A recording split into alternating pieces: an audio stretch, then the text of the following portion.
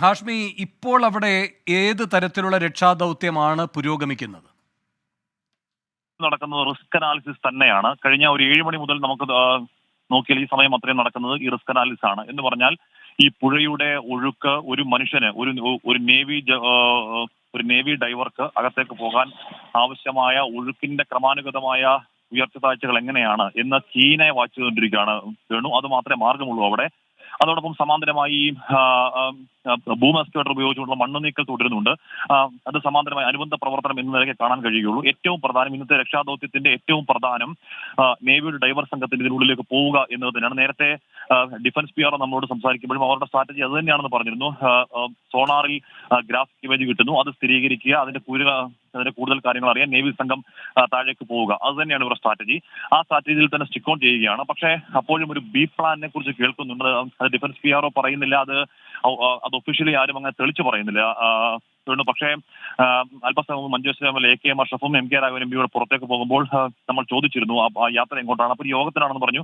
എന്ത് യോഗമാണെന്ന് ചോദിക്കുമ്പോൾ ഒരു പ്രധാനപ്പെട്ട സേഫ്റ്റിയും ബന്ധപ്പെട്ട യോഗമാണെന്ന് പറഞ്ഞു. അതിനുശേഷം ഞാൻ AK എം അഷ്റഫ് MLA യോട് ഒരു ബി പ്ലാൻ ഉണ്ടോ എന്ന് ചോദിക്കുമ്പോൾ അദ്ദേഹം പറയുന്നുണ്ട് അതുമായി ബന്ധപ്പെട്ടാണ് യോഗം എന്ന് പറയുന്നുണ്ട്. അപ്പോൾ ഒരു ബി പ്ലാനെ കുറിച്ചുള്ള ഒരു ആലോചന പല തലങ്ങളിൽ വിദഗ്ധരുമായി ചേർന്ന് ആലോചന, പക്ഷേ അതെന്താണ് എന്ന് നമുക്കറിയില്ല. ഉറപ്പായും അത്തരത്തിലുള്ള പ്ലാനുകൾ ഉണ്ടാവണമല്ലോ വേണം. കാര്യം ഇതിലും ദുഷ്കരമായ സാഹചര്യങ്ങളിൽ ജോലി എടുക്കുന്നവരാണ് നമ്മുടെ കരനാവിക സേനകൾ. അപ്പോൾ ഒഴുക്ക് നിയന്ത്രണാധീനമാകുന്നില്ലെങ്കിൽ എന്ത് ചെയ്യാൻ കഴിയും എന്നതിനെ കുറിച്ചുള്ള ആലോചനകൾ കൂടി സമാന്തരമായി മറ്റൊരു സ്ഥലത്ത് നടക്കുന്നു. അതിനൊപ്പം തന്നെ നേവി ഡൈവർ സംഘം അവിടെ ഓൾ സെറ്റായി നിൽക്കുകയാണ്. ഏത് സമയവും ഒരു നിർദ്ദേശം കിട്ടിയാൽ ജമ്പ് ചെയ്യാൻ ഭാഗത്തിന് ഓൾ സെറ്റായി നിൽക്കുകയാണ്. ഈ ദൗത്യം മുന്നോട്ട് പോകണമെങ്കിൽ അത് അനിവാര്യമാണ് വേണു. ഈ നേവി ഡൈവർ സംഘത്തിനകത്തേക്ക് പോയേ മതിയാവുകയുള്ളൂ. പോയതിനു ശേഷം മാത്രമേ നമ്മുടെ ഈ വാഹനം ഏത് രീതിയിലാണ് അതിനുള്ളിൽ ഉള്ളത് എന്ന കാര്യമൊക്കെ അറിയുകയുള്ളൂ. പിന്നെ ലോറി ഉയർത്തുക എന്നതിന്റെ പ്രധാനപ്പെട്ട ഘടകം അത് ലോക്ക് ചെയ്യുക എന്നുള്ളതാണ്. ലോക്ക് ചെയ്യാനും അതിന്റെ ഈ ഹുക്കുകൾ ഇടാനൊക്കെ ഈ നേവി ഡൈവർ സംഘത്തിനകത്തേക്ക് പോകണം. അതിലൊക്കെ പ്രധാനം നമ്മുടെ അർജുന്റെ അവസ്ഥ എന്താണ് എന്നറിയലാണ് വേണു. അപ്പൊ അതിനുവേണ്ടിയും ഈ സംഘത്തിന്റെ വണ്ടിക്ക് അടുത്തേക്ക് പോയി അത് പരിശോധിച്ചേ മതിയാവുകയുള്ളൂ. അർജുനെ പുറത്തേക്ക് എത്തിക്കാൻ എന്താണ് മാർഗമെന്ന് അറിയണമെങ്കിലൊക്കെ ഈ നേവി ഡൈവർ സംഘത്തിനകത്തേക്ക് പോകണം. അതിന് ആ ദൗത്യത്തിന് ഏറ്റവും സഹായകനാകാൻ പോകുന്നത് റിട്ടയർഡ് മേജർ ഇന്ദ്രപാലിന്റെ നേതൃത്വത്തിലെ ആ സംഘമാണ്. ആ ഡ്രോൺ പരിശോധനയാണ്. ആ ഡ്രോൺ പരിശോധന അല്പമൊന്ന് വൈകുമെന്നിങ്ങനെ പറയുന്നുണ്ടെങ്കിൽ കൂടി അധികം വൈകില്ല എന്നറിയാൻ കഴിയുന്ന ബാറ്ററി ഇപ്പോൾ കാർവാർ വരെ എത്തിയിട്ടുണ്ട്. അതിപ്പോൾ 1 മണിക്കൂറിനുള്ള ബാറ്ററി ഇങ്ങോട്ടേക്ക് എത്താൻ പോകുന്നു. ബാറ്ററി എത്തിച്ചേർന്നാൽ ഇത് അസംബിൾ ചെയ്ത് കഴിഞ്ഞാൽ വളരെ പെട്ടെന്ന് ആ ദൗത്യം ആരംഭിക്കാൻ കഴിയും. നമ്മൾ നേരത്തെ ഇന്ദ്രപാലുമായി സംസാരിച്ചിരുന്നു. ഇന്ദ്രപാലം പറയുന്നത് എത്ര പ്രതികൂലമായ കാറ്റാണെങ്കിലും എത്ര പ്രതികൂലമായ കാലാവസ്ഥയാണെങ്കിലും ഈ മേഖലയിലേക്ക് ഈ ലൊക്കേഷനിലേക്ക് പോവുകയാണ് ഇന്ദ്രപാലനും സംഘവും. ബോട്ടിൽ അങ്ങോട്ടേക്ക് പോവുകയാണ്. ബോട്ടിൽ അങ്ങോട്ടേക്ക് പോയി ഈ ഹൈ എഫക്റ്റീവ് ഡ്രോൺ വെച്ചുള്ള പരിശോധന തുടങ്ങാൻ പോകുന്നു എന്ന് അറിയാൻ കഴിയുന്നുണ്ട്. അത് ഈ നേവിയുടെ ഈ ദൗത്യ സംഘത്തിൽ നൽകുന്ന ആത്മവിശ്വാസം ചെറുതല്ല. എന്ന് പറഞ്ഞാൽ ഈ ഡ്രോൺ ഉപയോഗിച്ചുകൊണ്ടുള്ള പരിശോധന ആഴത്തിൽ കിടക്കുന്ന എത്ര വിസിബിലിറ്റി ഇല്ല, ഏതാണ് 0 വിസിബിലിറ്റി ആണെങ്കിൽ കൂടിയും ആഴത്തിലുള്ള വസ്തുവിന്റെ യഥാർത്ഥമായ ഒരു ദൃശ്യം, ഒരു വിഷ്വൽ അല്ലെങ്കിൽ ഒരു ചിത്രം അത് കരയിലേക്ക് കിട്ടുന്നത് പ്രധാനമാണ്. കാരണം നമ്മുടെ ഈ ലോറി കീഴ്മേൽ മറിഞ്ഞു കിടക്കുന്നുവെന്ന് കാർവാർ എസ് പി നമ്മളോട് സംസാരിക്കുമ്പോഴാണ് SP അത് ഇന്നലെ പറഞ്ഞത്. ആദ്യമായി നമ്മളോടാണ് പറയുന്നത്. അങ്ങനെ പറയുമ്പോൾ പോലും ഇതിന്റെ ഈ തലഭാഗം അല്ലെങ്കിൽ ഇതിന്റെ ക്യാബിൻ ഭാഗം ഏതവസ്ഥയിലാണെന്ന് അറിയില്ലോ വീണു നമുക്കാർക്കും. അവിടെ വലിയ ചെളിയുണ്ട്. ആ ചെളിയിലേക്ക് ഇത് പൂണ്ടു പൊതിഞ്ഞിരിക്കുകയാണോ തുടങ്ങിയ കാര്യങ്ങൾ അറിയണം. അത് പൂണ്ടു പൊതിഞ്ഞിരിക്കുകയാണെങ്കിൽ നേവിയുടെ ഒരു ഡൈവർ സംഘത്തിൽ കൊണ്ട് മാത്രം അതിറങ്ങി നമ്മുടെ ക്യാബിന്റെ വാതിൽ തുറക്കാൻ കഴിയുമോ എന്നറിയില്ല. അപ്പോ അങ്ങനെ മണ്ണിൽ പൊതിഞ്ഞിരിക്കുകയാണെങ്കിൽ എന്താണ് അതിന്റെ അടുത്ത പ്ലാൻ? ഇനി അതല്ല, ഇത് 10 ദിവസമാകുന്നുണ്ട്. ഈ ഡോറ് എളുപ്പത്തിൽ തുറക്കാൻ കഴിയുമോ എന്നറിയില്ല. അങ്ങനെ തുറക്കാൻ കഴിയുന്നെങ്കിൽ അത് കട്ട് ചെയ്യാൻ ആവശ്യമുള്ള സാങ്കേതിക സംവിധാനങ്ങൾ ആവശ്യമുണ്ടോ എന്നൊക്കെ ആ കാര്യങ്ങളിൽ വ്യക്തത വരണം.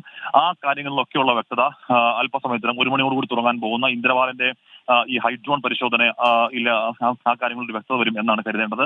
എന്തായാലും ഈ ദിവസം സാധ്യമായ എല്ലാവിധ സംഗതികളും ചെയ്യുന്നുണ്ട്. അല്പസമയം മുമ്പ് നേവിയുടെ വേറൊരു സംഘം കൂടി അകത്തേക്ക് പോയിരുന്നു. അവരുടെ കൂടുതൽ കുറച്ചുകൂടി വീതിയേറിയ വലിയ ബ്ലാക്ക് ബോട്ടുകളുമായി നേവിയുടെ അടുത്ത സംഘം അകത്തേക്ക് പോയിരുന്നു. കൂടുതൽ വിദഗ്ധരായ നേവി ഡൈവർമാർ ഇപ്പോൾ അകത്തുണ്ട്. അവർ കാത്തിരിക്കുന്നത് ഈ നിർദ്ദേശത്തിനായിട്ടാണ്. MK Raghavan MB, Manjeshwaram MLA, Karwar SP അടക്കമുള്ള അകത്തേക്ക് പോയി. വേണു മുഖ്യമന്ത്രിയുടെ നേതൃത്വത്തിൽ ഒരു additional chief secretary Vaishnavi IAS കാര്യങ്ങളെ ഒക്കെ മേൽനോട്ടം നൽകുകയാണ്. അവരുടെ മുഖ്യമന്ത്രി നേരിട്ട് ഏൽപ്പിച്ചാണ്. അദ്ദേഹം മേൽനോട്ടം വഹിക്കുകയാണ് കാര്യങ്ങൾക്കൊക്കെ. പുറത്തേക്ക് ഇപ്പോൾ പോലീസുമായി ബന്ധപ്പെട്ട ക്രമസമാധാനവുമായി ബന്ധപ്പെട്ട കാര്യങ്ങൾക്കും ഒരു ഉന്നത പോലീസ് ഉദ്യോഗസ്ഥൻ അതിന് നേതൃത്വം നൽകുകയാണ്. അപ്പോൾ അത്തരത്തിൽ ഡ്യൂട്ടി ഡിവിഷൻ കൃത്യമായി നടത്തിക്കൊണ്ട് ഉന്നത ഉദ്യോഗസ്ഥരെ അതിന്റെയൊക്കെ തലപ്പത്തേക്ക് നിയോഗിച്ചുകൊണ്ട് ഈ ദിവസം ഇച്ഛാശക്തിയോടുകൂടി കർണാടക ഭരണകൂടം, ഉത്തര കന്നഡ ഭരണകൂടം ഈ മിഷനിൽ പൂർണ്ണമായി ഇൻവോൾവ് ആണ് എന്ന് ഉറപ്പായും പറയാം. അതിന് കാരണം ഇന്നലെ രാത്രി ഇവിടെ നൂറുകണക്കിന് ട്രക്കുകൾ ഉണ്ടായിരുന്നു വേണു. ആ റോഡ് ഓൾമോസ്റ്റ് ക്ലിയർ ചെയ്തു. ഇനി മണ്ണിടിച്ചിലുണ്ടാവാതിരിക്കാൻ അല്ലെങ്കിൽ മണ്ണ് റോഡിലേക്ക് വീഴാതിരിക്കാനുള്ള ക്രമീകരണങ്ങൾ അവിടെ സജ്ജമാക്കിയിട്ടുണ്ട്. അത് കഴിഞ്ഞിട്ട് ഇന്നലെ രാത്രി കുറച്ച് ട്രക്കുകൾ കടത്തിവിട്ടു. പക്ഷേ ഇന്നിപ്പോൾ ഓപ്പറേഷൻ തുടങ്ങുമ്പോഴേക്കും വീണ്ടും അത് അടച്ചു. വീണ്ടും ബാരിക്കേഡ് വെച്ച് ആ റോഡ് അടച്ചുകൊണ്ടുള്ള ക്രമീകരണങ്ങൾ നടക്കുകയാണ്. ഇതിനു ചുറ്റും എല്ലാ സ്ഥലങ്ങളും വലിയ പോലീസ് വിന്യാസമുണ്ട്, പോലീസ് സന്നാഹമുണ്ട്. ആ ദൃശ്യങ്ങൾ ഒരു തരത്തിൽ ആ അർത്ഥത്തിൽ പുറത്തേക്ക് പോകരുത് എന്നൊരു നിർബന്ധമുള്ളതുപോലെ ഉണ്ട്. അത് പല കാരണങ്ങളുണ്ടാകാം എന്ന് പറഞ്ഞാൽ വേണു ആലോചിച്ച് നോക്കണം. ഇത് 10ാം നാളുള്ള പരിശോധനയാണ്. 10ാം നാൾ ആ വാഹനം പുറത്തേക്ക് എത്തിക്കുകയാണ്. അർജുന്റെ അവസ്ഥ നമുക്കറിയില്ല വേണു. അർജുൻ ഇപ്പോൾ സ്റ്റോപ്പ് എന്ന് പറയും മട്ടിൽ അർജുൻ ജീവനോടെ ഉണ്ടാവണം ആഗ്രഹം നമുക്കൊക്കെ ഉണ്ടെങ്കിൽ കൂടിയും അത് നമ്മുടെ ഹൃദയത്തിന്റെ ആഗ്രഹമാണ്. അത് വൈകാരികമായ ആഗ്രഹം കൂടിയാണ്. എന്താണ് അവസ്ഥ എന്ന് ഇപ്പോൾ അറിയില്ലല്ലോ നമുക്ക്. അപ്പൊ ആ ദൃശ്യങ്ങൾ പുറത്തേക്ക് വരുമ്പോൾ ആ ദൃശ്യങ്ങൾ പോലീസ് പുറത്തുവിടുന്ന സമയത്ത് പുറത്തു വന്നാൽ മതി എന്ന് പോലീസ് തീരുമാനിക്കുന്നുണ്ട്. അതൊരർത്ഥത്തിൽ കുടുംബാംഗങ്ങളെയൊക്കെ വെച്ച് നോക്കുകയൊക്കെ ആണെങ്കിലും ആ ദൃശ്യങ്ങൾ ആ നിയന്ത്രണം നല്ലതാണെന്ന് കരുതുകയാണ്. അതുകൊണ്ട് ഡ്രോൺ പറത്തൽ, ബാക്കി പുഴക്കരയിലെ ദൃശ്യചിത്രീകരണം അടക്കമുള്ളവ അതികർശനമായി പോലീസ് തടഞ്ഞിരിക്കുന്നു, നിയന്ത്രണം ഏർപ്പെടുത്തിയിരിക്കുന്നു. 10ാം നാൾ അല്പസമയത്തിനകം എന്തെങ്കിലും ഒരു സൂചന കിട്ടും എന്ന് തന്നെയാണ് പ്രതീക്ഷ. വേണു, കാശ്മീർ താജ് ഇബ്രാഹിമാണ് വിവരങ്ങൾ നൽകിക്കൊണ്ടിരിക്കുന്നത്. പ്രേക്ഷകർ കാണുന്നത് ഇപ്പോൾ ശിരൂരിൽ നിന്നുള്ള തത്സമയ ദൃശ്യങ്ങൾ തന്നെയാണ്. അവിടെ ഈ ബൂം എക്സ്കവേറ്റർ ഉപയോഗിച്ചുകൊണ്ടുള്ള മണ്ണുനീക്കലാണ് നടന്നുകൊണ്ടിരിക്കുന്നത്. നേവി സംഘം ഇനിയും വെള്ളത്തിലേക്ക് ഇറങ്ങിയിട്ടില്ല. ശക്തമായ അടിയൊഴുക്കാണ് കാരണം. പക്ഷേ രാവിലെ 7 മണി മുതൽ തന്നെ റിസ്ക് അനാലിസിസ് നടത്തുകയാണ്. അനുകൂലമായ സാഹചര്യം വന്നാൽ അപ്പോൾ തന്നെ ഡൈവേഴ്സ് സംഘം അങ്ങോട്ടേക്ക് ഇറങ്ങും. അതിന് 5 പേരടങ്ങുന്ന സംഘമാണ് ആ ദൗത്യവുമായി ഉള്ളത്. പക്ഷേ ശക്തമായ അടിയൊഴുക്കാണ് ഇപ്പോൾ പ്രതിസന്ധിയായിരിക്കുന്നത്. ഓറഞ്ച് അലർട്ടാണ് ആ ഭാഗത്ത്. ഇപ്പോഴും ഇടയ്ക്കിടെ ശക്തമായ കാറ്റും മഴയുമാണ് ദൗത്യത്തിന് വെല്ലുവിളിയായിരിക്കുന്നത്.